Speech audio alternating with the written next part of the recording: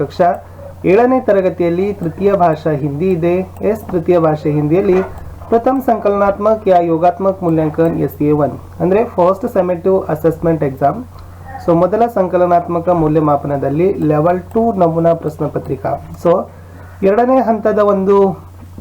ಸ್ತರದ ಒಂದು ಮಾದರಿ ಪ್ರಶ್ನೆ ಪತ್ರಿಕೆಯನ್ನು ಅಧಿಗಮ್ ಪುನಃ ಪ್ರಾಪ್ತಿ ಪರ್ ಆಧಾರಿತ, ಅದು ಕೂಡ ಕಲಿಕಾ ಚೇತರಿಕೆ ಮೇಲೆ ಇರತಕ್ಕಂಥ 7th ದಲ್ಲಿ ಲೆವೆಲ್ 2 ಕ್ವಶನ್ ಪೇಪರ್ನ ಇವತ್ತು ಪೋಸ್ಟನ್ನು ಮಾಡ್ತಿದ್ದೀವಿ.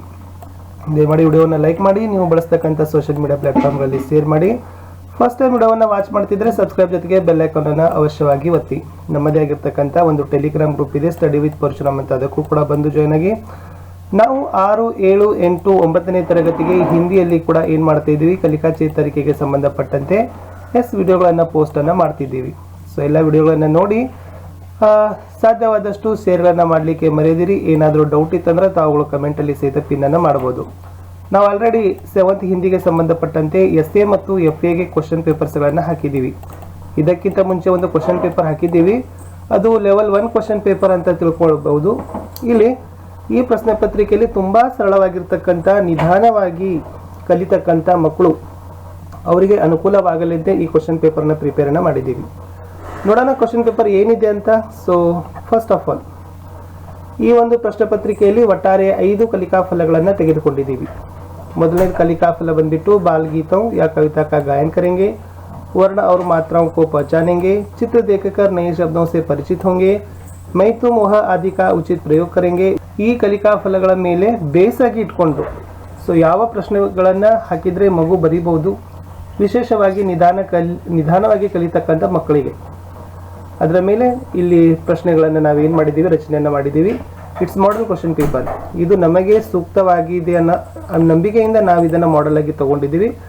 ಇಲ್ಲಿ ಕ್ವಶನ್ಸ್ಗಳನ್ನು ತಾವು ಇಟ್ಕೊಳ್ಳಬಹುದು, ಚೇಂಜ್ ಮಾಡ್ಕೊಳ್ಬಹುದು. ಒಟ್ಟಾರೆಯಾಗಿ ಮಕ್ಕಳಿಗೆ ಮತ್ತು ಶಿಕ್ಷಕರಿಗೆ ಒಂದು ನಮೂನೆ ಮಾದರಿ ಸಿಗಲಿ ಅನ್ನೋ ಉದ್ದೇಶದಿಂದ ನಾವು ಈ ಒಂದು ಕ್ವಶನ್ ಪೇಪರನ್ನು ಲೆವೆಲ್ 2 ದಲ್ಲಿ ಪೋಸ್ಟನ್ನು ಮಾಡ್ತಿದ್ದೀವಿ. ಪ್ರಶ್ನೆ ಪತ್ರಿಕಾ ಕ್ವಶನ್ ಪೇಪರ್ ಅಂಕ 30, ಸಮಯ 90 ಮಿನಿಟ್. ಸೊ 30 ಅಂಕ, ಸಮಯ 90 ನಿಮಿಷಗಳ ಕಾಲ ಉತ್ತರಿಸಲಿಕ್ಕೆ. ಮುಖ್ಯ ಪ್ರಶ್ನೆ ಒಂದಿತ್ತು, निम्नलिखित प्रश्न के लिए 4 विकल्प दिए गए हैं, उनमें से सर्वाधिक उचित विकल्प चुनकर संकेताक्षर सहित लिखिए. ಕೆಳಗಿನ ಪ್ರಶ್ನೆಗಳಿಗೆ 4 ಆಯ್ಕೆಗಳನ್ನು ಕೊಟ್ಟಿದ್ದಾರೆ. ಎಲ್ಲಕ್ಕಿಂತ ಸೂಕ್ತವಾದ ಆಯ್ಕೆಗಳನ್ನು ಆರಿಸಿ ಸಂಕೇತಾಕ್ಷರ ಸಹಿತ ಬರೀಬೇಕು. ಒಟ್ಟು 5 ಪ್ರಶ್ನೆ, ಒಂದೊಂದಕ್ಕೆ 1 ಅಂಕ, ಒಟ್ಟು 5 ಅಂಕ. ಇಹ ಕುತ್ತೆ ಕಿ ಬೋಲಿ ಹೇ ಅಂತ ಇದೆ. ನಾಯಿಯ ಒಂದು ಶಬ್ದ ಏನಂತ ಕೇಳಿದ್ದಾರೆ. A ಬೌ ಬೌ, B ಕಾವ್ ಕಾವ್, C ಮ್ಯಾವ್ ಮ್ಯಾವ್, D ಪೌ ಪೌ. ನೆಕ್ಸ್ಟ್ ಎರಡನೇದು ಹಮಾರೆ ದೇಶ್ ಕಾ ನಾಮ ಅಂತ ಕೇಳಿದ್ದಾರೆ.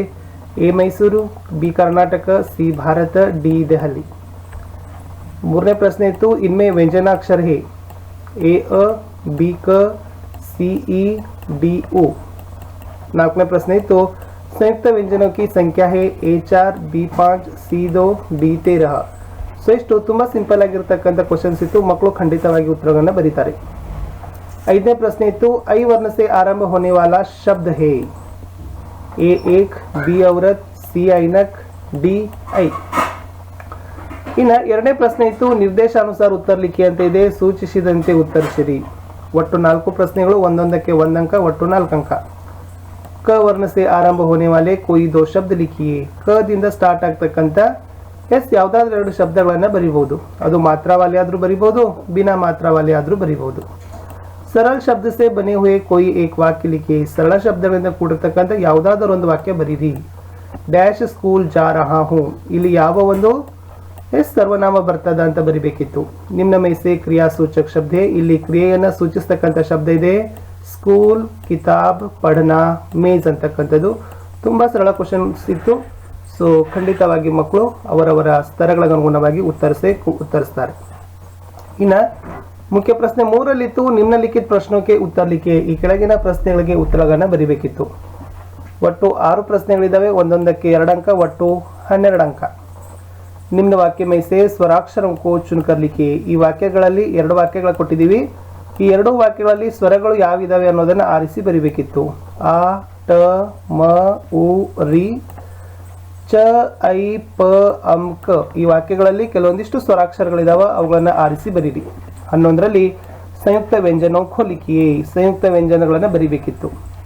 12ರಲ್ಲಿ ಇರ್ನ್ ವರ್ಣಕ್ಕೆ ಪೂರ್ವ ಮೇ ಆನೆ ವಾಲೆ ವर्ण लिखिए. ಇಲ್ಲಿ ವರ್ಣಗಳಿದಾವೆ, ಅಕ್ಷರಗಳಿದಾವೆ. ಇದರ ಮೊದಲಿಗೆ ಬರ್ತಕ್ಕಂಥ ಅಕ್ಷರಗಳನ್ನ ಬರೀರಿ. ಎ, ಜ, ಆ, ದ. 13ರಲ್ಲಿ इस वर्ग पहली में से 5 स्वर और व्यंजनों को छाट कर लिखिए. ಏನೂ ಇಲ್ಲ. ಈ ಪದಬಂಧದಲ್ಲಿ ಎಷ್ಟೋ ಸ್ವರ ಮತ್ತು ವ್ಯಂಜನಗಳಿದಾವ, 25 ಇದಾವ ಟೋಟಲಿ ಆಗಿ. ಅದರಲ್ಲಿ 5 ಸ್ವರಗಳನ್ನು ಬರಿಬೇಕು, 5 ವ್ಯಂಜನಗಳನ್ನು ಬರಿಬೇಕು. ಅಷ್ಟು ಬರೆದ್ರೂ ಕೂಡ 2 ಅಂಕಗಳನ್ನು ಕೊಟ್ಟೆ ಕೊಡ್ತಾರೆ. ನೆಕ್ಸ್ಟ್ ಇತ್ತು कोई 4 वस्तु और प्राणियों के 4 नाम लिखिए. ಇಲ್ಲಿ ಯಾವುದಾದರೂ 4 ನಿಮಗೆ ಗೊತ್ತಿರತಕ್ಕಂಥ 4 ವಸ್ತುಗಳ ಹೆಸರು, 4 ಪ್ರಾಣಿಗಳ ಹೆಸರನ್ನು ಬರಬೇಕು. ಇನ್ನು ವರ್ಣों से आरंभ होने वाले 2 शब्द लिखिए. ಪದಿಂದ ಆರಂಭವಾಗ್ತಕ್ಕಂಥ 2 ಶಬ್ದ, ನದಿಂದ ಆರಂಭವಾಗ್ತಕ್ಕಂಥ 2 ಶಬ್ದ. ಅದು ಮಾತ್ರವಾಲೆ ಆದರೂ ಆಗಲಿ, ಬಿನಾ ಮಾತ್ರವಾಲೆ ಆದರೂ ಆಗಲಿ ಬರೆದ್ರು ಕೂಡ ಓಕೆ. ಇನ್ನು 3 ಅಂಕದ ಪ್ರಶ್ನೆಗಳನ್ನು ನೋಡಿದಾಗ ಇಲ್ಲಿ 3 ಕ್ವಶನ್ಸ್ ಇದಾವೆ. ಒಂದೊಂದಕ್ಕೆ 3 ಅಂಕ, ಒಟ್ಟು 9 ಅಂಕ. ಹಿಂದಿ ವರ್ಣಮಾಲಾ ಲಿಖಿಯೇ. ನೀವೇನು ಮಾಡಬೇಕಿತ್ತು, ಹಿಂದಿ ಸ್ವರ ಮತ್ತು ವ್ಯಂಜನಗಳಿರ್ತಕ್ಕಂಥ ಹಿಂದಿ ವರ್ಣಮಾಲಾ ಬರೆದ್ರೆ 3 ಅಂಕ. ಇನ್ನು ಎರಡನೇದಿತ್ತು, ಅದರಲ್ಲಿ 17ನೇ ಪ್ರಶ್ನೆ, ನಿಮ್ನ ವ್ಯಂಜನಕ್ಕೆ 12 ಕಡಿ ಪಂಕ್ತಿ ಲಿಖಿಯೇ. ಬಳ್ಳಿ ಸಾಲವನ್ನು ಬರೆಯೋದು ಕ, ಖ, ಗ. ನೆಕ್ಸ್ಟ್ 18ರಲ್ಲಿ ಏನಿತ್ತು ಕಡೆ ಪ್ರಶ್ನೆ, ಮಾತ್ರವಾಲೆ और बिना ಮಾತ್ರವಾಲೆ 3 ಸಾರ್ಥಕ ಶಬ್ದ ಲಿಖಿಯೇ. ಏನೂ ಇಲ್ಲ. ಒತ್ತಕ್ಷರದ 3 ಶಬ್ದ, ಒತ್ತಕ್ಷರ ಇರ್ಲಾರ್ದು 3 ಶಬ್ದ, ಮಾತ್ರಗಳಿರೋ 3 ಶಬ್ದ, ಮಾತ್ರ ಇರ್ಲಾರ್ದು ಸಾರ್ಥಕ ಶಬ್ದದಿಂದ ಅರ್ಥ ಕೊಡ್ತಕ್ಕಂಥ ಶಬ್ದಗಳನ್ನ ಬರಿಬೇಕು.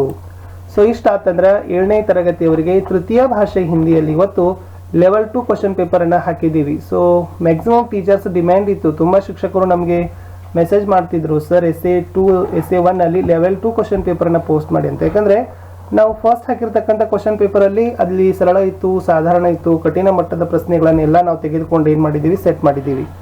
ಬಟ್ ಇಲ್ಲಿ ನಿಧಾನವಾಗಿ ಕಲಿಯೋರಿಗೆ ಬೇಕಾಗಿರ್ತಕ್ಕಂಥ ಕ್ವಶನ್ ಪೇಪರ್ ಇದೆ. ಕಡಿಮೆ ಸಾಮರ್ಥ್ಯವನ್ನು ಗಳಿಸಿದವರಿಗೆ ಬರಿಬೇಕಾಗಿರ್ತಕ್ಕಂಥದ್ದು ಕ್ವಶನ್ ಪೇಪರಲ್ಲಿ ತುಂಬ ಚೆನ್ನಾಗಿದ್ದಾವೆ.